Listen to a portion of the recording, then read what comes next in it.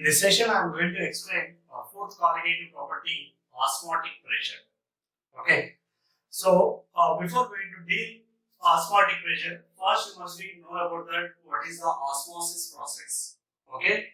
So here I am given that a simple definition of osmosis: the flow of solvent molecules from pure solvent side to solution side.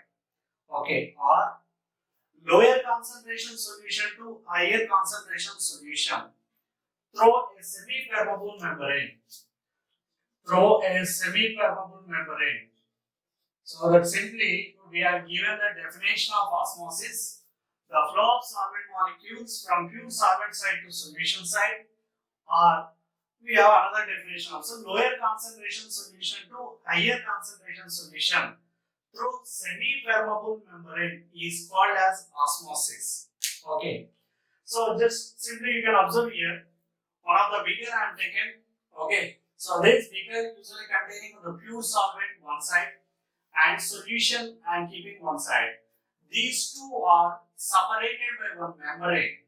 Okay. So this membrane usually allows the solvent particles. Okay. Through that usually we are calling a semi-permeable membrane. So this semi-permeable membrane usually we have two different types. So naturally occurs and that artificial is also there. Okay. So the most common example for the semi-permeable membrane which is existing in the naturally the pig's bladder.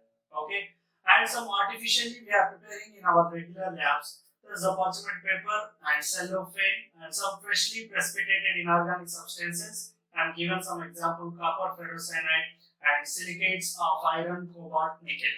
Okay, so that is different. We have a different type of semi-permeable membrane. So what is the role of this semi-permeable membrane?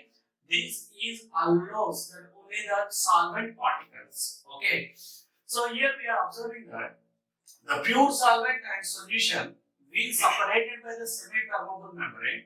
Here what happened? This semi-permeable membrane is allowing the solvent particles only. Okay, so here the flow of solvent particles are taking place from where? From pure solvent to solution side. Okay, from pure solvent to solution side. So this process usually we are calling as osmosis. Okay, that simply just you can observe this diagram. Here the flow of solvent particles are taking place from where? From pure solvent to solution.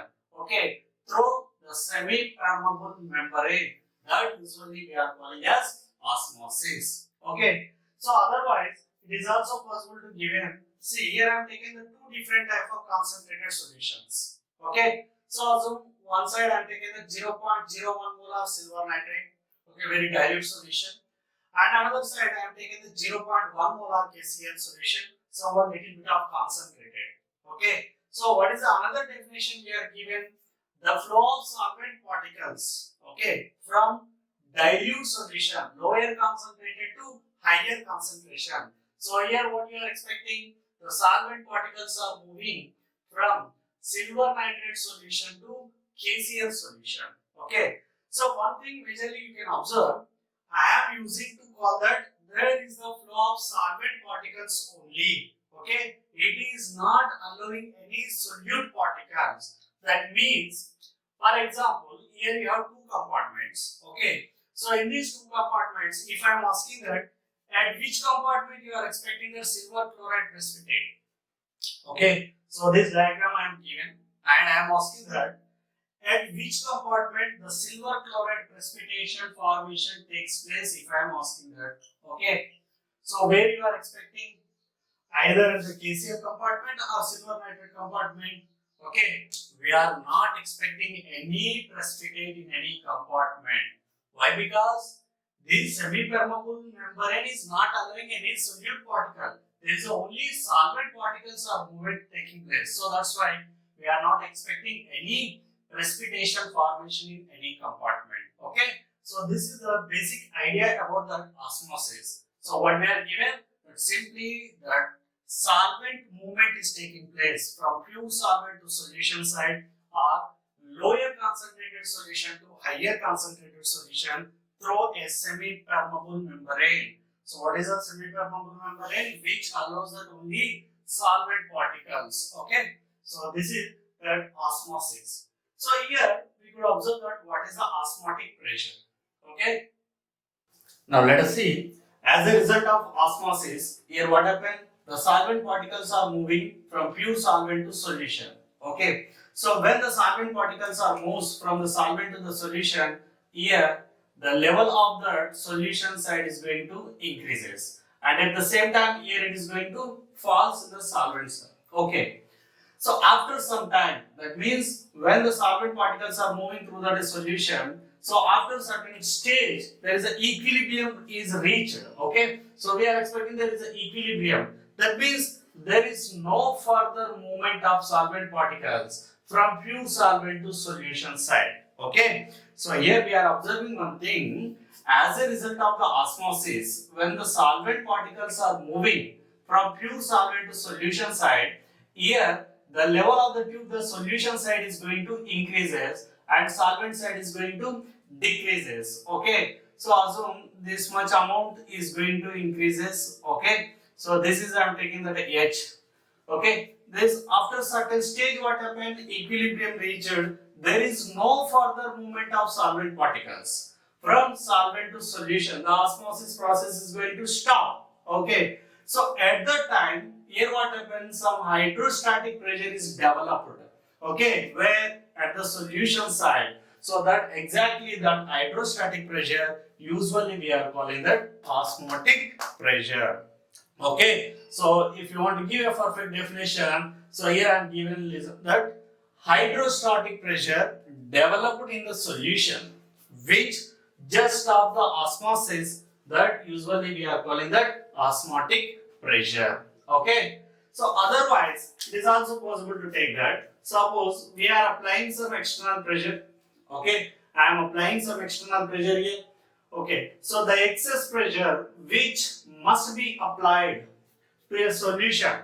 So why we are applying? To prevent the osmosis. Okay, to prevent the passage of solvent into it through a semi-permeable membrane. That is also we are calling as osmotic pressure. Okay, so when the solvent particles are moving from pure solvent to solution, there is some little bit of height is going to increase as. So by using formula, okay, pi is equals to HdG, it is possible to calculate the osmotic pressure. Okay, so pi is equals to osmotic pressure, that H is equals to height of the level which is increased and density of the solution and gravity force. We have taken the G. Okay, so this is one of the case. Understood?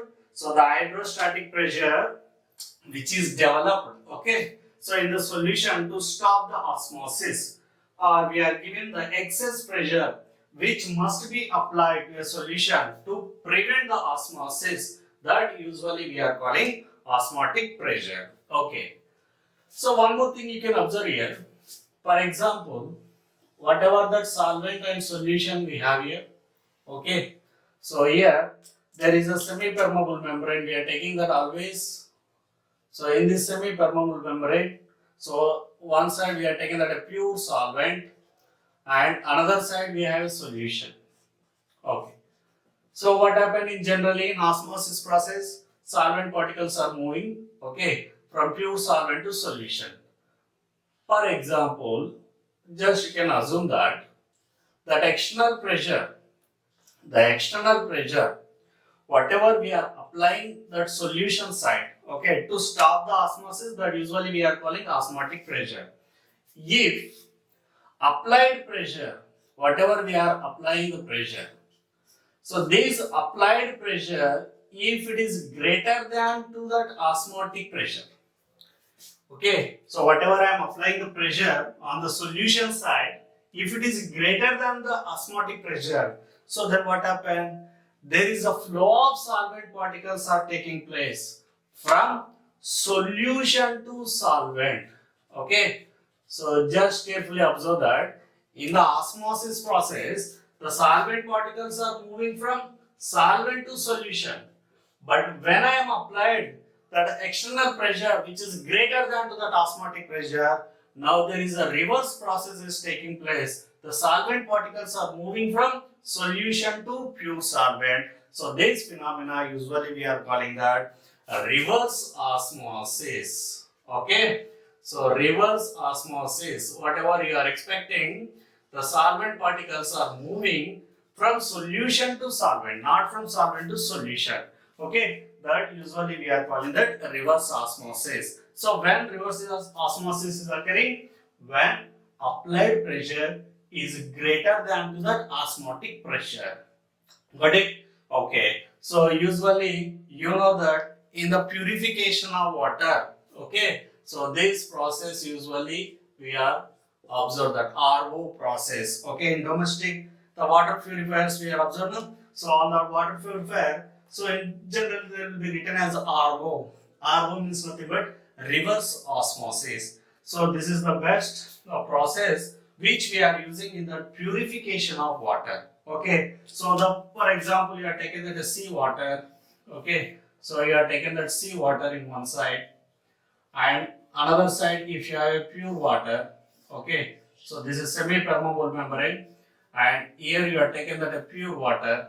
So what you would expect that, so when osmosis is occurring, when osmosis take place, the pure water flows from pure water side to sea water. Okay, but when reverse osmosis is taking place, so there is a flow of pure water is taking place from sea water to pure water. Okay, so this is a useful, usually we are observing in our domestic purpose or whatever, the purification of water. Okay, now let us see that osmotic pressure has a colligative property. Okay, now let us see that osmotic pressure of some dilute solutions, okay, studied by that one of the scientists is a Van 't Hoff. Okay, so is concluded these dilute solutions are going to behave as an ideal gas. Okay, so he concluded that a dilute or ideal solution behaves like an ideal gas. So when we studied about that ideal gas, then you studied the different type of gases laws like Boyle's law, okay, Van 't Hoff law and Gill-Sachs law. He is also studied for the dilute solutions by based on that concept. Okay, so what are the ideal solutions or behaves like an ideal gas? Is given one of the law, Van 't Hoff Boyle's law. Okay, so what is the statement? At constant temperature, osmotic pressure of solution is directly proportional to its molar concentration. Okay, so he given that at constant temperature, osmotic pressure of solution. Okay, for example, I am taking the pi. Okay, osmotic pressure of solutions pi directly proportional to its molar concentration. Okay, I am showing that molar concentration at constant temperature. At constant temperature. So here the molar concentration, the concentration I am expressing in molarity. So what you get that pi directly proportional to Cm, nothing but number of moles of solute which are dissolved in 1 liter of solution. Just now I am changing the molarity. Okay, this is for n moles. For n moles. For example, you have only 1 mole. What you get that pi inversely proportional to 1 by v. Pi inversely proportional to 1 by v for 1 mole. Okay. So generally for ideal gas, what you are given the Boyle's law, the pressure of gas is inversely proportional to volume at constant temperature. Here also same. The statement we are given like that. At constant temperature, osmotic pressure of solution is directly proportional to its molar concentration. So first I am given that pi directly proportional to Cm. Okay, so molarity I expressed in the terms of that number of moles of solute which are dissolved in 1 liter of solution. So Nb by V. This is we are taken for n mole. So when I am taking that 1 mole, pi inversely proportional to 1 by V. Okay, so this is the one of the statement and equation is given by the Van 't Hoff. Okay, and at the same time is given one more Van 't Hoff Gill-Sachs law. So for a particular concentration, osmotic pressure of a solution is directly proportional to its absolute temperature. So what is that? It is possible to write pi directly proportional to T. Okay, pi directly proportional to T. This is second equation you can assume, and assume it is in a first equation. Okay, from equation 192, from equation 1 and 2, it is possible to write that pi directly proportional to Cm, pi directly proportional to T. So it is pi directly proportional to Cm into T. Possible, right or not? So when you remove the proportionality, you will get that constant. So pi is equals to, I am writing that Cm S T. Okay. So what is the Cm? Concentration, molar concentration. The concentration usually we are expressing in molarity. Okay. T is absolute temperature. Yes. Okay. So it is possible to take that S or R also, whatever we are using in our ideal gases. So pi is equals to, I am writing that CRT. Both are same. There is no change. Both R and S. R usually we are taking that in ideal gas, universal gas constant. Here we are taking the molar solution constant. Molar solution constant. Units and values for universal gas constant and molar solution constant both are same. Okay. So generally we are taking the 0.081 liter atmosphere per mole per Kelvin we are taking up. So that is the formula we are using. So here we are calculating the osmotic pressure by using this formula. Pi is equals to CmST. Otherwise, if you want to change those equations, so what we have, pi is equals to, so molarity I am writing that Nb by V into St. Okay. Otherwise, it is possible to write pi V is equals to Nst.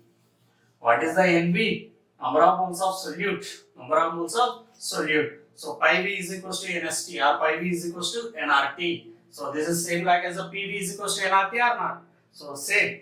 But this is, we are dealing for the dilute solutions only. The PV is equals to Nrt we are given for ideal gases. So we are assuming the dilute solutions are acting as an ideal gases. Based on the concept, we are given pi V is equals to Nst. Okay. Or pi V is equals to Nrt. Both are same. Okay. So pi V is equals to Nrt. Got it? What is the N? Number of moles of solute. So that's why it is also possible to write pi V is equals to Wb by Mb into S into T. So here I am given different type of formulas to find out that osmotic pressure. Okay. What is the Wb? Weight of solute. And what is the Mb? Molecular weight of solute. Molar mass of solute. So here that osmotic pressure is majorly depends on the concentration.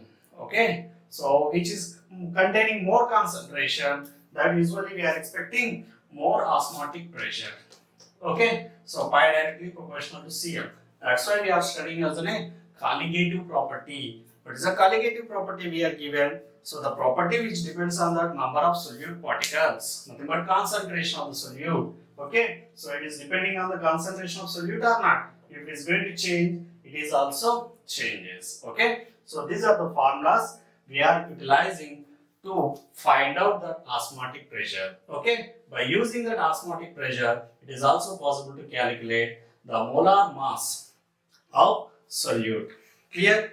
Okay.